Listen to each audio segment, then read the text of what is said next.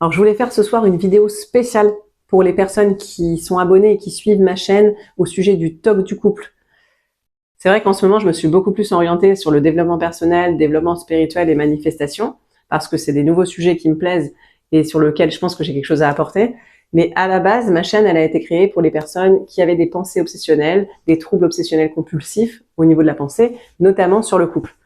Et je sais que là, j'ai pas refait de vidéo depuis un bon bout de temps à ce sujet-là. Je pense que moi, j'ai tout apporté, ce que je savais, mon témoignage, les conseils que j'avais. J'ai répondu à des questions, j'ai fait des questions-réponses, tout ça. Donc, j'ai apporté le maximum de ce que je pouvais apporter. Simplement, c'est une dernière petite vidéo, déjà pour faire un coucou à tout le monde. J'espère que vous allez bien. Et aussi pour mettre un point final en disant que je me suis séparée. La personne dont je parlais en fait dans toutes mes vidéos, on est resté 13 ans ensemble, c'est le père de mes 3 enfants, et on s'est séparés il y a 6 mois environ, après plusieurs déjà séparations au fur et à mesure. Et je voulais simplement vous dire que maintenant, avec du recul, ma plus grosse peur, par exemple là, j'aurais écouté à l'époque une vidéo comme la mienne, je suis en train de faire maintenant. Je suis désolée d'ailleurs pour les personnes que ça va faire toquer à un moment, peut-être un temps, parce qu'après je vais vous expliquer d'autres choses qui feront en sorte que je pense pas que ça va vous faire toquer plus que ça, mais sur le moment, peut-être que ça va vous faire remonter quelque chose, parce que moi, à chaque fois que j'entendais qu'un couple se séparait, c'était l'investigation. Je me disais, pourquoi ils sont séparés? Ah oui, et si moi, du coup, ça fait pareil? Vous connaissez de toute façon le fonctionnement. D'ailleurs, ça fait tellement longtemps, je pense, que j'ai pas eu ce trouble. D'ailleurs, on me demande si on peut en guérir. Je suis encore convaincue qu'on peut en guérir. Vraiment, je le redis encore une fois ici. On peut en guérir, et beaucoup de gens disent que ça va repartir sur une autre forme. Alors peut-être qu'on garde un fond anxieux, et encore, parce que je pense qu'au fur et à mesure du temps, on peut l'améliorer. Moi, personnellement, je pense que j'ai encore un fond anxieux et qu'il y a certaines situations qui peuvent me mettre dans des ruminations ou dans des sensations de stress. Mon mental a du mal à se calmer. C'est aussi pour ça que je fais beaucoup de développement spirituel et personnel, parce que ça m'aide justement au fur et à mesure à sortir de ce mental. Parce que ces personnes-là qui ont des troubles obsessionnels de la pensée, elles ont un mental qui est énorme, qui fonctionne beaucoup plus que leur connexion avec leur corps et leur connexion spirituelle. Donc c'est vraiment le mental qui prend toute la place, et ça empêche la spiritualité de se développer, et ça empêche la connexion au corps. La connexion au corps, du coup, c'est l'ancrage, c'est le kiff de la vie, c'est le fait d'être, de justement ne pas penser, d'être dans le moment présent. Et qu'est-ce que je voulais vous dire? Donc, je suis séparée du père de mes enfants depuis 6 mois maintenant, et par rapport à mon expérience, c'est que quand la séparation a lieu et qu'elle doit avoir lieu, il n'y a pas de trouble de la pensée, il n'y a aucune pensée obsessionnelle. En fait, les choses se font de manière naturelle. Et là, c'est ce qui s'est passé pour moi. C'est-à-dire qu'à un moment donné, on s'est rencontrés, je pense, sur des blessures, sur une immaturité émotionnelle. On a tous les deux eu des problèmes affectifs, un manque à combler. On s'est mis ensemble comme beaucoup de personnes, et d'ailleurs beaucoup de personnes qui n'ont pas de TOC. La seule chose, c'est que moi, ça s'est cristallisé sur le couple parce que je pense que j'avais peur d'être aimée. C'est la première fois que quelqu'un me renvoyait de l'amour, parce que je l'ai pas ressenti de la part de mes parents. Je l'ai pas ressenti en fait dans ma vie. J'ai pas ressenti que j'avais de l'importance pour quelqu'un. C'est un sentiment que j'avais jamais eu avant de connaître cette personne-là. Et à partir du moment où j'ai eu cette reconnaissance, c'est quelque chose que je connaissais pas, qui me faisait peur, et du coup j'avais besoin de le rejeter. Donc je rejetais en fait cette énergie-là, cette énergie d'amour. Elle me dégoûtait parce que j'avais jamais reçu cet amour-là avant. Et le fait de le recevoir, c'était peut-être trop. Et ce qui était d'ailleurs assez étonnant, c'est souvent, on dit souvent cette phrase « fuis-moi je te suis-moi je te fuis ». Et je pense que c'est vraiment une phrase qu'on utilise par rapport à des couples qui sont immatures émotionnellement, justement parce que le fait que la personne nous aime pas, c'est ça qui nous attire. Et le fait que la personne nous aime, c'est ce qui nous fait fuir. Alors que normalement, ça devrait être l'inverse. Donc, tant qu'on est dans ce mécanisme-là, de mon point de vue, c'est qu'il y a un manque à l'intérieur de soi, une blessure, et qu'on n'arrive pas à recevoir l'amour de quelqu'un. Et comme moi, j'arrivais pas à recevoir cet amour, je le rejetais. Mais en même temps, c'était la première fois que je m'y connectais. Donc, il y avait une part de vérité. Je savais qu'il y avait quelque chose qui devait se vivre. Et en même temps, j'étais pas prête. Donc, il y a eu ce trouble qui a apparu. Et maintenant, avec du recul, on devait absolument vivre cette histoire de cette manière-là. C'est pour moi 2 contrats d'âme. On avait des choses à expérimenter ensemble. On devait grandir ensemble. Je pense que lui, il a beaucoup grandi grâce à moi parce que justement, je suis quelqu'un qui porte les gens vers le haut, qui arrive à voir les fragilités des gens, à les coacher entre guillemets, à des choses peut-être qu'ils voient même pas eux-mêmes ou de leur part inconsciente. Et c'est vrai que quand on est dans un couple, enfin, moi, je pense que j'ai cette capacité déjà de base innée, mais dans un couple, de toute façon, il y en a toujours un qui tire l'autre vers le haut, et ainsi de suite, et vice versa. En fait, ça dépend des périodes. Et je pense que lui, il a beaucoup pris confiance en lui grâce à moi. Et moi, grâce à lui, j'ai appris à accepter de recevoir de l'amour, à m'ancrer aussi, à beaucoup m'ancrer parce que j'étais complètement perchée et lui était très terre à terre. Du coup, c'est quelque chose sur lequel je toquais à l'époque parce que j'avais l'impression qu'il ne me ressemblait pas. Mais en même temps, cette énergie contraire, c'est ça qui a fait que j'ai beaucoup grandi. Mais je pense qu'on est arrivé à un moment donné où il n'y avait plus rien, il n'y avait plus d'évolution possible. Donc, il y a eu une première séparation au bout de 5 ans. Moi, j'avais l'impression que j'avais plus le toc du couple, mais quelqu'un m'a dit que, selon lui, ça aurait été encore une forme du toc du couple d'essayer de faire une vérification, de me séparer et après de réaliser que j'étais bien avec ou non. Et effectivement, avec du recul, oui, je pense que cette première séparation, au bout de 5 ans, je suis revenue au bout d'un mois, j'étais partie en Thaïlande, je suis revenue au bout d'un mois et il y avait une forme de vérification. Et pendant ce mois où je suis partie en Thaïlande, il m'a beaucoup manqué, je me rendais compte que c'était la seule personne avec qui j'avais une discussion fluide et j'avais encore besoin de lui pour évoluer. Et en revenant de Thaïlande, on a eu un enfant ensemble et donc ça a changé la donne. Là déjà au niveau de la séparation, de choses comme ça, on pense plus de la même manière, c'est moins évident en fait. Et le fait justement de m'engager. Donc, en fait, ce qui est marrant dans le talk, c'est qu'à chaque engagement, ça me faisait toquer avant. La première fois qu'on allait emménager ensemble, la première fois qu'il allait me dire je t'aime et tout ça, c'était des moments vraiment charnières où à chaque fois je toquais parce que justement, je recevais trop d'amour à ce moment-là, j'étais pas prête à recevoir, donc je reculais, je toquais. Et par contre, le fait d'avoir un enfant, ça m'a pas du tout remis dans le toc, je me suis complètement focalisée sur mon enfant en fait. Donc, j'ai pas eu d'autres troubles de la pensée liés à la parentalité. J'ai pas eu par exemple, des pensées obsessionnelles de faire du mal à mon enfant, des choses comme ça qui peuvent arriver, qui sont aussi assez fréquentes si la personne a des troubles obsessionnels de la pensée. Mais par contre, je me suis plus du tout occupée de mon couple. Le toc est parti complètement. Je me suis mis à fond dans ma parentalité et lui a une manière de voir la parentalité qui est totalement différente de la mienne. Et au fur et à mesure, on s'est éloigné, on s'est séparés une première fois. Après la première séparation, on s'est réconciliés. Sur une réconciliation, on a eu un deuxième enfant. Ça a duré après un petit peu. On s'est dit qu'on a essayé d'évoluer ensemble. On a remis de l'eau dans notre vin et ça a continué à avancer comme ça. Et après, il y a une troisième, du coup, séparation qui était, pour moi, j'avais l'impression définitive. Et en fait, il est revenu avec des mots qui m'ont touchée, une manière d'être qui m'a touchée, où je me suis dit, cette fois-ci, je pense que le message est passé, qu'il a compris la personne que j'avais envie d'avoir en face de moi.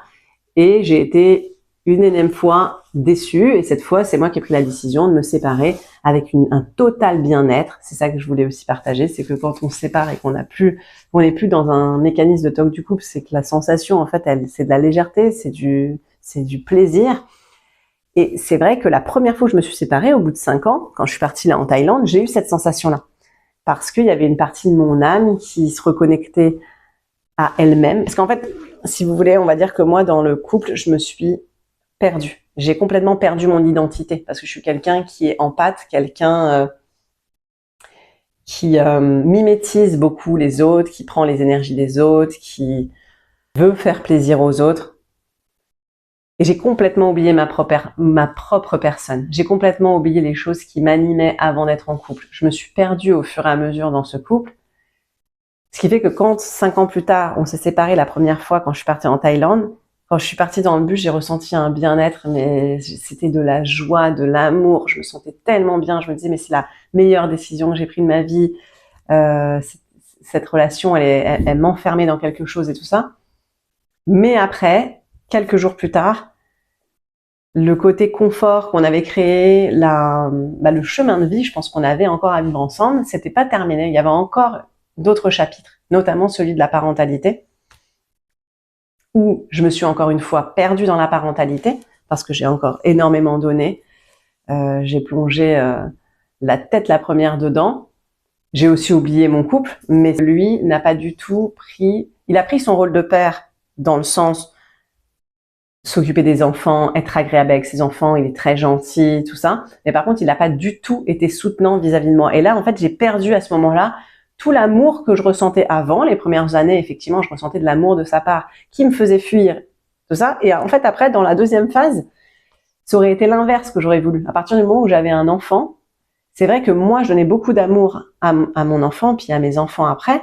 Mais ce dont j'avais besoin, c'était que lui, à ce moment-là, il soit extrêmement soutenant, que je sente le masculin, l'énergie masculine de quelqu'un qui porte sa famille, de quelqu'un qui aide sa femme, de quelqu'un qui est soutenant, de quelqu'un qui a de l'amour inconditionnel, de quelqu'un sur qui je peux compter profondément, parce que dans la maternité, la femme, elle est fragilisée, il y a beaucoup de changements hormonaux, il y a énormément de fatigue.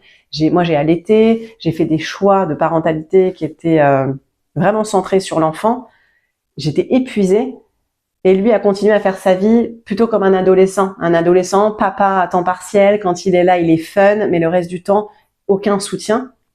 Donc, c'est vraiment ça qui a fait qu'on s'est séparés, parce que à force je me sentais pas respectée, et plus ça allait, plus moi je développais ma personne, plus j'ai appris à m'aimer, à me respecter, plus j'allais vers moi, plus lui il fuyait en fait, ou il fuyait, ou alors il était surtout dans l'agressivité. Plus il sentait que moi j'allais vers moi et que je me reconnectais à moi-même, plus je ressentais de sa part de l'agressivité.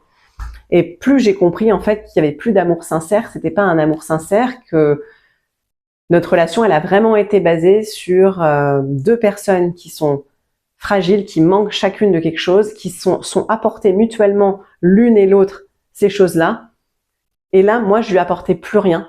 Plutôt, je lui apportais plus rien. En fait, j'avais déjà tout donné. Et lui, à l'inverse, au moment où j'aurais eu besoin qu'il me donne ce soutien, je l'ai pas reçu.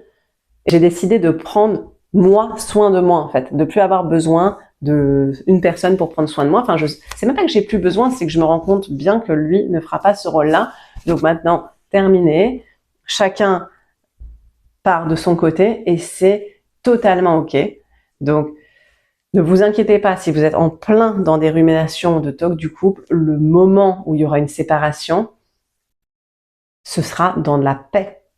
Ce sera dans un espace de paix. Après, il y a des difficultés quand même. C'est toujours embêtant d'une manière logistique. C'est toujours embêtant parce que nous, on a des enfants et du coup, maintenant, ce qui va me faire de la peine, c'est comment les enfants vont le vivre. Je sais que ce que vous allez me dire, oui, mais moi, il y a des phases où j'ai l'impression que je ressens plus le TOC. Et du coup, ce qui me fait peur, c'est que comme je ressens plus le TOC, je me demande si je l'aime toujours, justement. Non, ça n'a pas de rapport. Si tu te demandes si tu l'aimes toujours et que cette pensée, elle te met mal à l'aise et qu'elle te fait du mal et que c'est triste pour toi, c'est que tu es toujours dans le TOC. Tu n'as pas plus le TOC. Si tu as peur de ne plus avoir le TOC, c'est que tu as toujours le TOC. Parce que je peux t'assurer que maintenant, depuis peut-être 8 ans, je n'ai plus de TOC, 7 ans, ces pensées-là ne sont jamais revenues. Jamais, jamais, jamais. Voilà, c'est un peu la boucle est bouclée en fait sur cette histoire de TOC du couple. Vous avez connu les débuts, le milieu, la rémission, la guérison et maintenant la séparation qui est faite dans une paix totale. Donc, tant que vous avez ces pensées obsessionnelles, à partir du moment où vous avez ces pensées obsessionnelles, la seule chose qu'il faut vous dire, c'est que ça n'a rien à voir avec votre couple.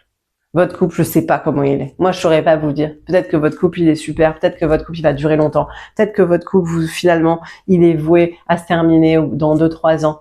J'en sais rien sur quoi est basé votre couple. Par contre, la pensée obsessionnelle compulsive qui est liée à ce couple, elle n'a aucun rapport. C'est vraiment une entité à part. Pour moi, je vois comme deux choses complètement différentes. Ça, c'est votre couple. Il fonctionne ou il fonctionne pas. Il est basé sur des blessures ou il est pas basé sur des blessures. J'en sais rien. Chaque couple est différent, comme chaque couple de personnes qui n'ont pas de TOC d'ailleurs. Et là, il y a un TOC. Et ça n'a aucun rapport. Ça me fait penser aux personnes qui ont des problèmes de pensée par rapport au fait de faire du mal à leur bébé. c'est des parents, c'est tout. C'est des parents, qu'ils soient bons parents, mauvais parents, parents violents, parents bienveillants. Ça, c'est leur identité de parents. On n'en sait rien, en fait, comment ils sont en tant que parents. Il y a une pensée obsessionnelle qui vient se greffer dessus. Mais ça n'affecte en rien les parents qu'ils sont. Ça n'a aucun rapport avec les parents qu'ils sont, en fait. C'est vraiment quelque chose d'extérieur. Et j'ai l'impression que sur les personnes qui ont des pensées obsessionnelles comme ça, compulsives, il y a surtout des attentes très très élevées par rapport à comment la chose devrait être. Donc par rapport à comment le couple devrait être. Il devrait être comme ça pour fonctionner. Et elles ont établi dans leur tête une liste de choses qui devraient se passer de cette manière-là. Et du coup, la différence entre ce qu'elles avaient imaginé et la réalité, c'est vraiment ce fossé-là qui les fait paniquer. Au lieu de se dire, qu'est-ce que je vais pouvoir mettre en place pour pouvoir aller dans cette relation souhaitée et commencer à travailler sur sa relation pour pouvoir, au bout d'un moment, peut-être arriver dans une relation de couple pleinement épanouie, elles vont paniquer à l'idée que c'est pas encore le cas. Et ou au lieu d'accepter la relation comme elle est, en se disant, bah moi pour l'instant je vis ça comme c'est, tout est parfait, cette relation-là, elle est parfaite au moment donné, j'accepte totalement le chemin qui est là et on verra sur quoi ça nous mène. Donc en fait, les personnes qui ont ces tocs de la pensée, c'est des personnes qui n'arrivent pas à accepter le présent comme il est, qui ont une vision du futur, de ce qui devrait être et qui n'acceptent pas que ce soit, et qui paniquent sur le fait qu'il y a une différence entre ce qu'il y a là dans le présent et ce qu'elles ont imaginé. Et le travail qu'elles vont devoir faire, c'est de se dire, là, actuellement, c'est comme ça. Moi, j'ai une vision où ça devrait être comme ça. Soit j'accepte totalement comme c'est et je me dis que c'est imparfait et on laisse les choses se faire, on laisse la vie se dérouler et je surfe sur ce qui est maintenant et on verra comment les choses se passent et je lâche prise totalement sur le futur. Soit j'aimerais que mon couple soit comme ça dans le futur, c'est la vision que j'ai, qu'on devrait être amoureux comme ça, que ça devrait se passer comme ça. Et à ce moment-là, je travaille et je fais des actions pour arriver à ce modèle idéal. Pourquoi pas? Ça peut être aussi une possibilité. Donc voilà, je voulais boucler la boucle au niveau du talk du couple. Voilà, si vous avez envie de me partager tout ce qui vous vient, de poser des questions, vous savez que je suis toujours disponible sur YouTube. Même si j'ai disparu un temps, je suis toujours disponible pour vous répondre. Voilà, je vous fais des gros bisous et à bientôt.